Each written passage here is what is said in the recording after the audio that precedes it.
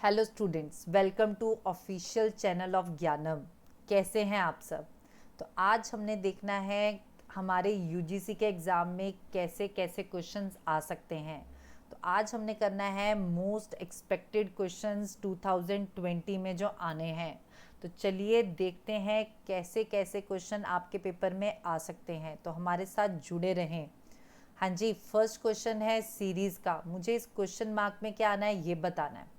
अब देखिए, मेरे पास जो ये सीरीज़ है कुछ भी हो सकता है, तो सीरीज़ को समझना पड़ेगा क्या हो रहा है।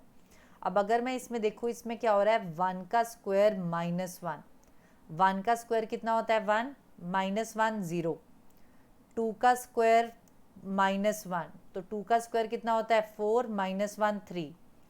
3 का स्क्वायर -1, तो 3 का स्क्वायर 9 -1 8। 4 का स्क्वायर -1, तो 4 का स्क्वायर 16 -1 15। 5 का स्क्वायर -1, 6 का स्क्वायर -1, 7 का स्क्वायर -1, तो यहाँ क्या आ जाएगा, 8 का स्क्वायर -1। तो 8 का स्क्वायर 64 -1 क्या आ गया, 63। 9 का स्क्वायर -1, तो कितना आ गया, 80।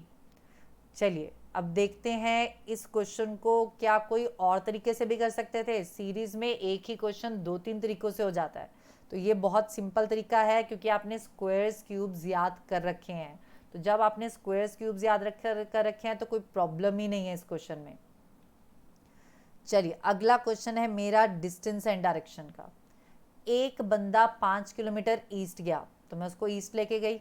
हाँ जी, पहले मैं आपको डायरेक्शंस बता दूं। हमारे पास बेसिकली 4 डायरेक्शंस होती हैं, नॉर्थ, साउथ, वेस्ट, ईस्ट। एक बंदा 5 किलोमीटर ईस्ट गया, फिर उसने साउथ टर्न लिया। तो नॉर्थ होता है ऊपर, साउथ होता है नीचे, तो नीचे लिया साउथ टर्न।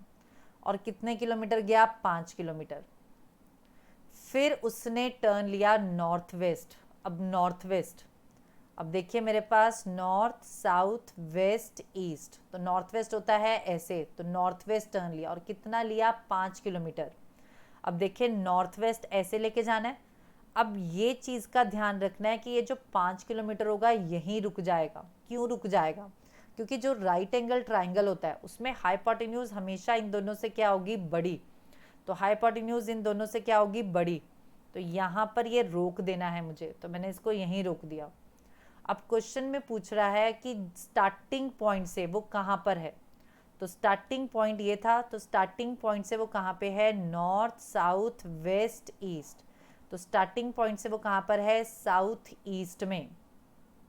तो ये था स्टार्टिंग पॉइंट, तो वो कहाँ पर है, साउथ ईस्ट में।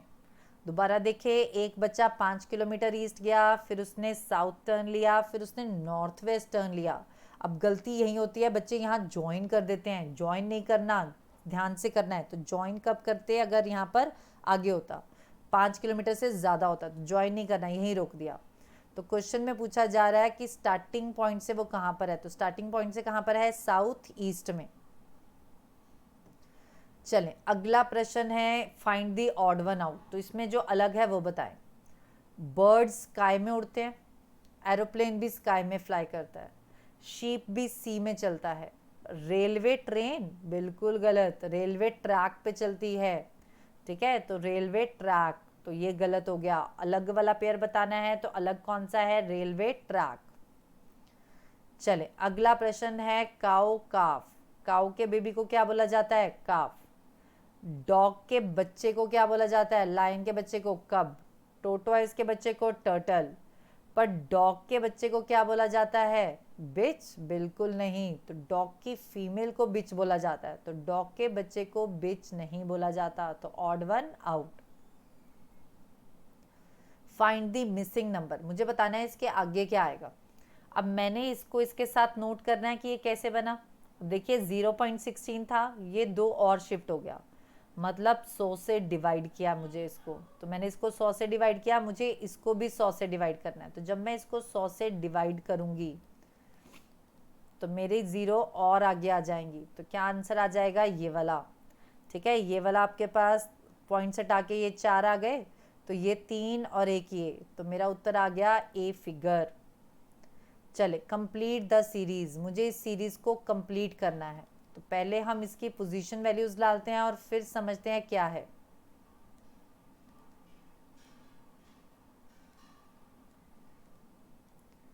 अब मैंने देखा कि इसमें क्या बन रहा है, 3 3 का पेयर, 2 से 4 2 बड़ा, फिर 1 बड़ा, 2 से 4 में 2 बड़ा फिर 1 बड़ा, 6 से 8 इसमें भी 2 बड़ा, अब क्या बढ़ा देंगे 1, फिर 2 बड़ा फिर 1। ठीक है, तो इसमें क्या हो रहा है, 3 3 का पेयर बना, 2 बड़ा फिर 1, फिर 2 बड़ा फिर 1, फिर 2 बड़ा फिर 1। चले अगला प्रश्न है 95, 115.5, 138 डैश, इसको कंप्लीट करना है। तो चलिए इसमें पहले डिफरेंस देखते हैं, 20.5। अब देखिए इसके डिफरेंस में ध्यान से करना है, बच्चों को थोड़ा सा मुश्किल लगता है ये, डेसिमल के नीचे डेसिमल, अब जिसके साथ नहीं है तो ये 0.0 बन गया। 0.5, 5 में से 5 गए 0, 11 में से 9 गए 2, तो क्या आ गया 20.5। अगले में तो यहाँ जाएगा 0.0, ये 7, ये 10 में से 5, ये 2, ये कितना आ गया 22.5। अब देखिए इसमें 20.5 ऐड हुआ, इसमें 22.5 ऐड हुआ, तो अब कितना ऐड होगा 24.5।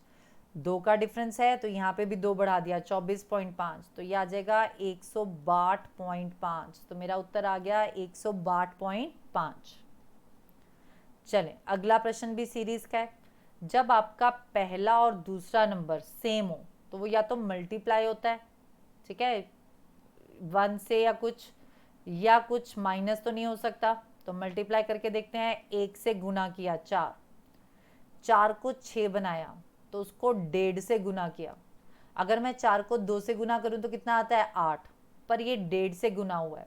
अब आपने इसको 1.5 से गुना ऐसे करने नहीं बैठना, आपने क्या करना है 4 इंटू 1 4, फिर आधे से गुना कर दिया तो कितना आ गया 2, 4 का आधा कितना होता है 2, तो कितना आ गया 6। 6 को 2 से गुना किया 12, अब 12 को 3 से गुना करेंगे तो 36 आएगा, पर ये 3 से नहीं हुआ 2.5 से हुआ है। तो चेक करते हैं 12 को 2.5 से, तो 12 को 2 से किया 24, फिर 12 को आधे से तो कितना आ गया 6, कितना आ गया 30। ठीक है, ये 24 प्लस 6 30। अब ये 1 से गुना, ये 1.5 से, ये 2 से, ये 2.5 से, तो अगला किससे गुना होगा 3 से, तो क्या आ जाएगा 90। तो मेरा उत्तर आ गया 90, तो मेरा आंसर आ गया बी। चलें अगला क्वेश्चन सीरीज का।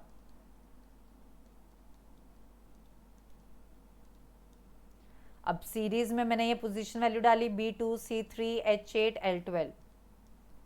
2 से 3 में कितना बड़ा 1, इसमें पता नहीं, इसमें पता नहीं, इसमें कितना बड़ा 4, यहाँ 1 बड़ा, यहाँ 4 बड़ा, तो यहाँ कितना बढ़ेगा 2 और यहाँ 3, 3 प्लस 2 5, 5 प्लस 3 8, 8 प्लस 4 12।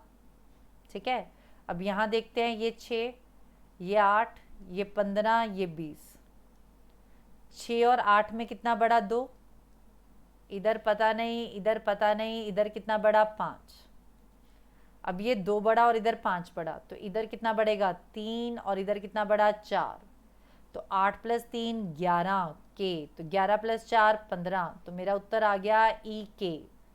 ठीक है, तो ध्यान से देखिए, आपने इसमें देखा डिफरेंस, फिर अगले में सेकंड वाले में चेक किया, तो यहाँ पर 1 1 बढ़ रहा है क्योंकि यहाँ 1 है और यहाँ 4 है, तो यहाँ कितना हो जाएगा 2 और 3, यहाँ पे 2 का गैप, यहाँ पे 5 का गैप, तो बीच में 3 और 4 का गैप आ जाएगा।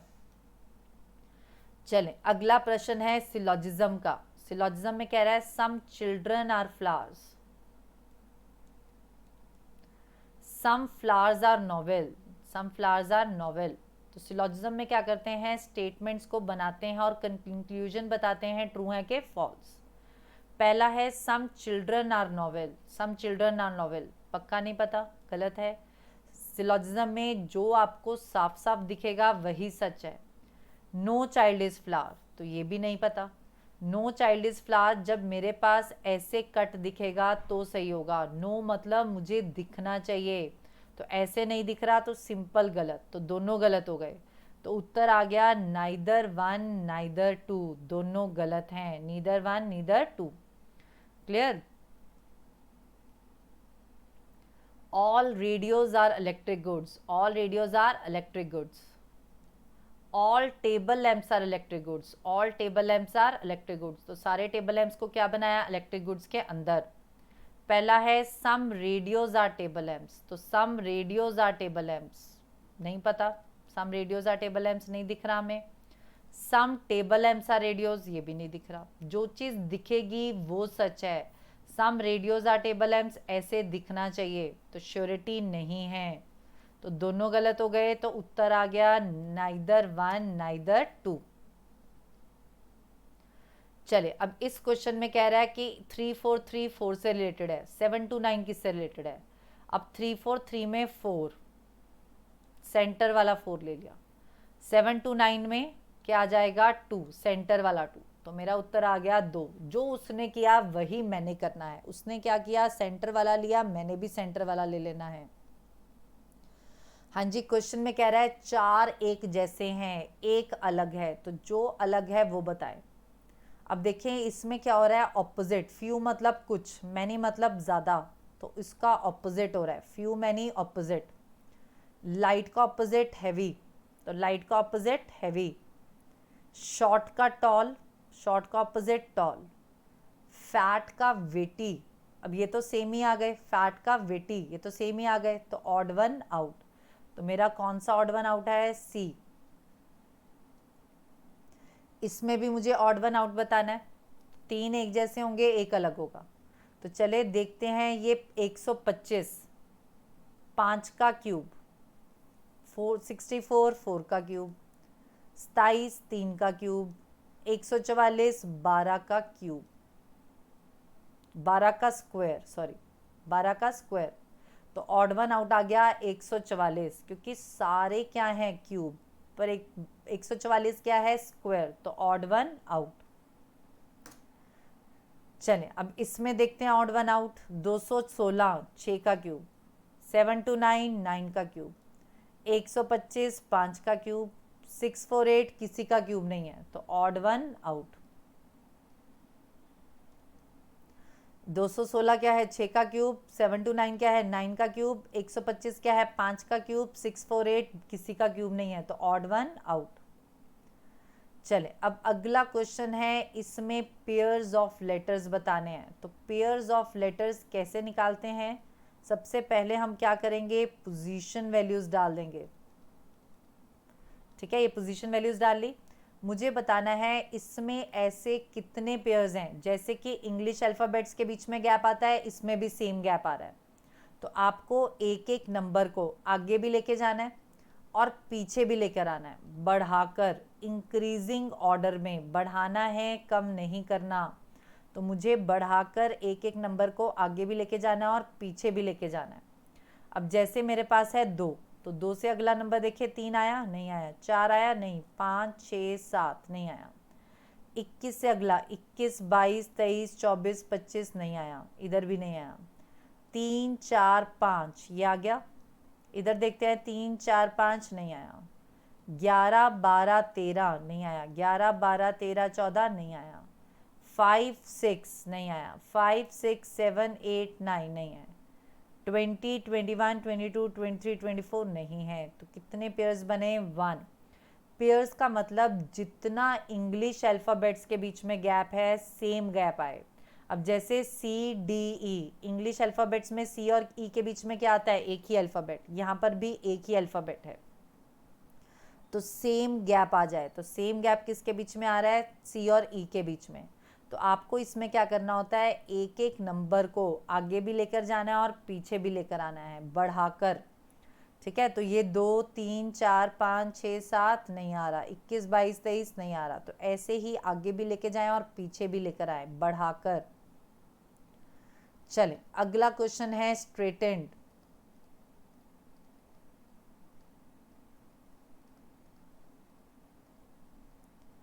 क्वेश्चन में कह रहा है क्या ये पॉसिबल है कि हम कोई मीनिंगफुल वर्ड बनाएं. Second alphabet, fourth alphabet, 9th, 5 6 7 8 9 और 12th 10 11 12, इन चारों अक्षरों को यूज़ कर कर अगर तो बनता है सिंगल वर्ड, तो उसका थर्ड लेटर क्या है. अगर एक ही बनता है तो उसका थर्ड लेटर बताएं। अगर कोई भी नहीं बनता तो एक्स बताएं। एक से ज़्यादा बनता है तो क्या बताएं? एम। ठीक है, तो चलिए देखते हैं वर्ड्स हैं TAED। अब इनको घुमा फिरा के और चारों अक्षरों को एक एक बार यूज करके सिर्फ एक ही वर्ड बनता है डेट। तो डेट सिंगल वर्ड बनता है तो क्या आ जाएगा इसका थर्ड लेटर? तो इसका थर्ड लेटर क्या है? टी। तो मेरा उत्तर आ गया सी। ठीक है, तो इसका थर्ड लेटर क्या है? टी। तो क्या आ गया? सी। चलें अगला क्वेश्चन है, इसका इसके साथ रिश्ता देखें, इसका इसके साथ बनाएं। तो मुझे इसका इसके साथ रिश्ता देखना और फिर इसका इसके साथ बनाना है। अब इसमें देखिए मेरे पास क्या है, कैपिटल लेटर की जगह पे कैपिटल लेटर, यहाँ पर भी कैपिटल लेटर है, यहाँ पे भी है, तो कैपिटल लेटर की जगह पे कैपिटल लेटर ही आ रहा है। अब इसमें बताना है, अब ये कैपिटल है और ये भी कैपिटल है। ठीक है, ई भी कैपिटल और क्यू भी कैपिटल, तो ई कैपिटल यानी कि सेकंड प्लेस पे और लास्ट प्लेस पे कैपिटल आना चाहिए। तो फर्स्ट पे नहीं आ रहा, सेकंड पे नहीं आ रहा, थर्ड पे नहीं आ रहा, फोर्थ पे आ रहा है। सेकंड पे और लास्ट पे क्या आ रहा है? कैपिटल। तो सेकंड में एच कैपिटल और लास्ट में जेड कैपिटल, तो मेरा उत्तर आ गया डी। चलिए अगला क्वेश्चन है ब्लड रिलेशनशिप का। अब ब्लड रिलेशनशिप के क्वेश्चंस ट्री बना के भी हो जाते हैं और एज्यूम करके भी हो जाते हैं। तो चलिए आज करते हैं ट्री बना के। Showing the man receiving the prize, एक मैन को शो किया जिसको प्राइज मिल रहा है। सरोज ने कहा ही इज़ द ब्रदर, ये भाई है। किसका भाई है? मेरी अंकल की डॉटर का। ये भाई है मेरी अंकल की डॉटर, सरोज की अंकल। सरोज के अंकल बनाने के लिए पहले सरोज के पापा बनाए, ये उसके अंकल बनाए। ये सरोज, सरोज के पापा, ये उनका अंकल। ठीक है, इसकी डॉटर का भाई है, इसकी डॉटर का भाई। तो इसकी डॉटर का भाई मतलब इस अंकल की डॉटर का भाई, मतलब ये दोनों हो गए बहन भाई। अब क्वेश्चन में पूछा है मैन सरोज का क्या लगा, तो ये मैन सरोज का क्या लगा? तो ये मैन सरोज का लगा कजन। तो ये मैन सरोज का क्या लगा? Cousin. A is sister of B, A sister है बी की। C is brother of D. If D sister of A, D sister है ए की। C is brother of D, C भाई है डी का, तो सी भाई बना दिया डी का, डी सिस्टर बना दी ए की। How is B related to D, B D का क्या लगा? अब देखिए बी का जेंडर मुझे पता है, बी बहन या भाई लगा क्योंकि सेम जनरेशन है, पर बी का जेंडर नहीं पता। तो बी डी का बहन भी लग सकता है और भाई भी लग सकता है। तो मेरा उत्तर आ गया बी, ईदर ब्रदर और सिस्टर, या तो भाई होगा या बहन होगी। चलिए अगला प्रश्न है, A and B start walking from the same point. A और बी सेम पॉइंट से चले। ए चला नॉर्थ 3 किलोमीटर, फिर उसने लिया राइट टर्न और 4 किलोमीटर गया, तो right turn 4 kilometre. B goes west and covers 5 kilometre, अब बी वेस्ट गया, सेम पॉइंट से चले थे तो वेस्ट इधर 5 किलोमीटर। फिर राइट टर्न लिया और 3 किलोमीटर गया, अब राइट टर्न, यहाँ से राइट टर्न क्या हो जाएगा? ये 3 किलोमीटर यहाँ आ गया। How far apart are they from each other, कितनी दूरी पे हैं? अब देखिए ये था ए और ये है बी, अब ये कितनी दूरी पे हैं? ये 5 और ये 4, तो कितनी दूरी पे है? 9 किलोमीटर। दोबारा देखिए ए और बी ने सेम पॉइंट से चले। ए चला 3 किलोमीटर नॉर्थ, फिर उसने राइट टर्न लिया 4 किलोमीटर, ये आ गया। बी चला वेस्ट 5 किलोमीटर, तो ये आ गया 5 किलोमीटर वेस्ट। फिर उसने राइट टर्न लिया 3 किलोमीटर, तो राइट टर्न ऊपर आ गया। वो कितनी दूरी पे हैं? ए और बी कितनी दूरी पे हैं? तो ये बी और ये ए, तो ये 5, ये भी 5 और ये 4, तो कितनी दूरी पे हैं? 9 किलोमीटर। चलें अगला प्रश्न है कोर्स ऑफ एक्शन। तो कोर्स ऑफ एक्शन में मैंने आपको बताया था, कोर्स ऑफ एक्शन में आपको क्या करना है? प्रॉब्लम का सॉल्यूशन बताना है। ठीक है, तो मेरे पास एक प्रॉब्लम दी हुई है और नीचे 2 सॉल्यूशन दिए हुए हैं। तो मुझे प्रॉब्लम का सोल्यूशन बताना है। चलिए अब प्रॉब्लम पढ़ते हैं फिर सोल्यूशन पढ़ते हैं। प्रॉब्लम है company is doubtful, company doubtful है कि उसका जो नया प्रोडक्ट है कुकिंग एड्स का would be welcome by Indian हाउसवाइफ्स, क्या इंडियन हाउसवाइफ्स उसको वेलकम करेंगी। Course of action, company should go ahead with its plan, no business is without risk. वो कह रहा है कंपनी को आगे चलता रहना चाहिए, कोई भी बिजनेस नहीं है विदाउट रिस्क। तो पहला क्या हो गया, गलत। अब देखिए ये प्रॉब्लम का सोल्यूशन नहीं है, प्रॉब्लम तो वहीं की वहीं खड़ी है, वो कह रहा है देखी जाएगी जो होएगा। तो पहला क्या हो गया, गलत। दूसरे में कह रहा है the company should conduct a survey among हाउसवाइफ्स to get a feel of the demand, company को सर्वे कंडक्ट करना चाहिए ताकि उसे पता चले कितनी डिमांड है। बिल्कुल सही। अब देखिए वो सर्वे करेगा तो उसे पता चलेगा कि क्या ये मेरा प्रोडक्ट मार्केट में बिक रहा है, मैं उतना ही बनाऊं। तो बिल्कुल सही सॉल्यूशन है। तो उत्तर आ जाएगा बी। कंपनी डाउटफुल थी कि जो उसका नया प्रोडक्ट है वो इंडियन हाउसवाइफ्स वेलकम करेंगी कि नहीं करेंगी, तो वो सर्वे कंडक्ट करेगा तो प्रॉब्लम का सॉल्यूशन आ जाएगा। चलें अगला प्रश्न है teacher strike has entered it's 14th day. Teacher strike 14th day enter कर गई। ठीक है, टीचर्स की स्ट्राइक चल रही है और वो 14th डे एंटर कर गई। तो कोर्स ऑफ एक्शन, गवर्नमेंट को सीरियसली उनकी डिमांड सुननी चाहिए। अब देखिए जब टीचर्स स्ट्राइक पे चले गए तो स्कूल कॉलेज यूनिवर्सिटी सब बंद है, तो उनकी डिमांड सुननी चाहिए। बिल्कुल सही।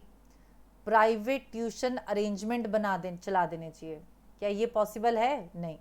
जब प्राइवेट ट्यूशन इतने सब बच्चों की स्कूल कॉलेज की सबकी ट्यूशन अरेंज बंद कर देंगे, बिल्कुल सही। गलत। तो क्या आ जाएगा, पहला।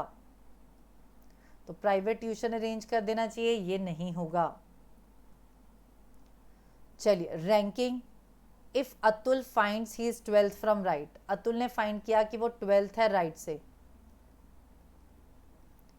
And 4th from left, Atul he left से 4th है, तो बताइए कितने बॉयज ऐड करने चाहिए ताकि 28 बॉयज आ जाएं।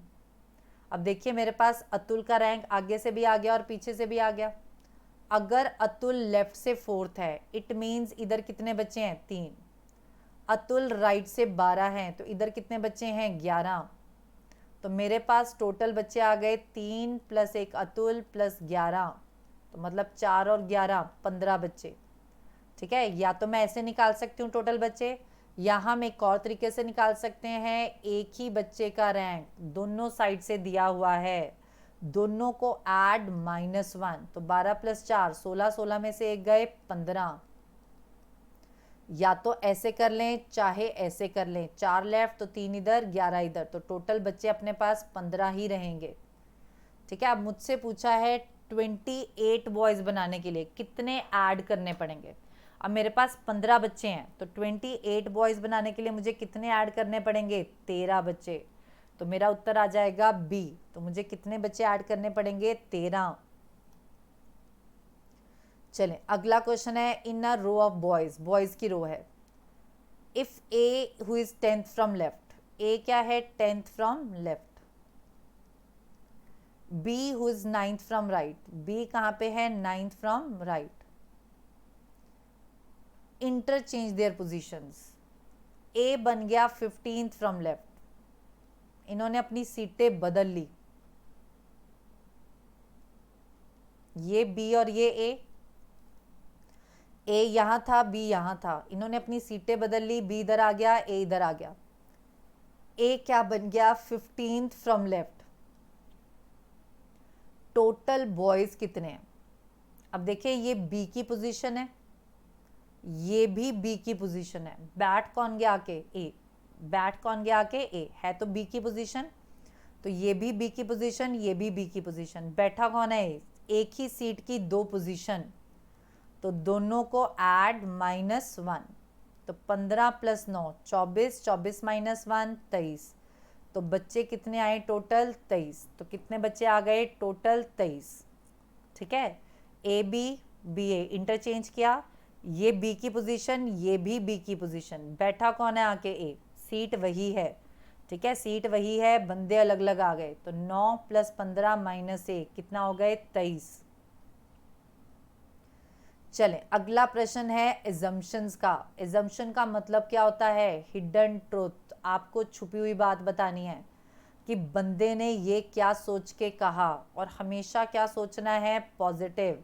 तो आपको पॉजिटिव अप्रोच देनी है। मैं आपको रोज़ काम देती हूँ तो क्या सोच के देती हूँ? पॉजिटिव सोच के। अब क्वेश्चन में कह रहा है बच्चों को अलाउ मत करें स्टोव के और हीटर के किचन में, और खुले डुले कपड़े मत डालें जब आप कुछ कुकिंग कर रहे हैं। Never allow children alone near stove और heater in the kitchen, and also do not wear loose और फ्लोइंग और सिंथेटिक क्लोथ्स वाइल कुकिंग।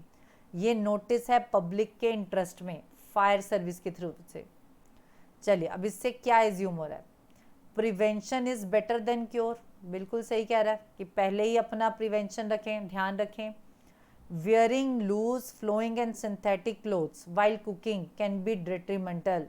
अगर आप खुले डुल्ले कपड़े पाएंगे तो वो खतरनाक हो सकता है, तो ये भी सही कह रहा है।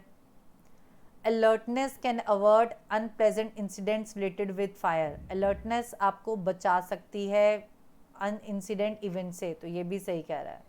तो पहला भी सही, दूसरा भी सही, तीसरा भी सही, तो मेरा उत्तर आ गया तीनों सही हैं। आपको इसमें क्या बताना हुआ था? छुपी हुई बात। तो आपको इसमें छुपी हुई बात बतानी थी, तो छुपी हुई बात क्या है? तीनों सही हैं, पहला भी, दूसरा भी और तीसरा भी। चलें, अगला प्रश्न है इंडियन रेलवेज ने किराया बढ़ा दिया राजधानी का और शताब्दी का, ताकि उनका सर्विस टैक्स का बर्डन क्या हो जाए? कम हो जाए। इंडियन रेलवेज ने अनाउंस किया अपवर्ड रिवीजन ऑफ फेयर्स, किराया बढ़ा दिया राजधानी का और शताब्दी का, ताकि उनका सर्विस टैक्स का बर्डन कम हो जाए। अब इंडियन रेलवेज ने क्या सोच के ये बढ़ाया होगा? पहला, जो रिवीजन है उसकी वजह से बर्डन सर्विस टैक्स का कम हो जाएगा। बिल्कुल सही कह रहा है। दूसरे में कह रहा है कि अगर हम किराया बढ़ा देंगे मे नॉट इफेक्ट, वो कह रहा है कि उसकी वजह से रेलवे पैसेंजर्स पे इफेक्ट नहीं पड़ेगा, तो बिल्कुल सही कह रहा है। अब देखिए, जब शताब्दी और राजधानी का नाम बन चुका है, अगर ये 50-100 रुपये बढ़ा भी देगा तो क्या लोग ट्रेन में नहीं जाएंगे? जाएंगे। जिस चीज़ का नाम बन चुका होता है, अगर वो 5, 10, 50 रुपये किराया बढ़ा भी देगा, रेट बढ़ा भी देगा, तो लोग उसको छोड़ेंगे नहीं, क्योंकि उसकी आदत पड़ चुकी है। राजधानी और शताब्दी का तो कितना नाम बन चुका है, ठीक है। अगर मैं बोलूँ कि ज्ञानम वाले अगर फीस बढ़ा दें तो हमारा नाम बन चुका है, तो अगर हम थोड़ी सी फीस बढ़ा भी देंगे तो कोई इफेक्ट नहीं होगा, तो दूसरा सही। तीसरे में कह रहा है कि अगर हम ऐसा करेंगे तो लोग बाय एयर जाना शुरू कर देंगे, तो ये तो गलत है, बाय एयर तो नहीं जाएंगे। एयर से तो वैसे ही बहुत ज़्यादा किराया है, और ट्रेन तो वैसे ही चीपेस्ट है, तो क्या आंसर आ जाएगा? पहला और दूसरा, बोथ 1 और 2। तो एजम्पशंस में क्या होता है? छुपी हुई बात। आपको बताना है कि बंदे ने एक स्टेटमेंट क्या सोच के बोली। चलिए, ऐसे ही हम और वीडियोस लेकर आते रहेंगे। इस साल जो एक्सपेक्टेड क्वेश्चंस हैं यूजीसी में, तो हमारे साथ जुड़े रहें ज्ञानम के साथ और पढ़ते रहें। Thank you.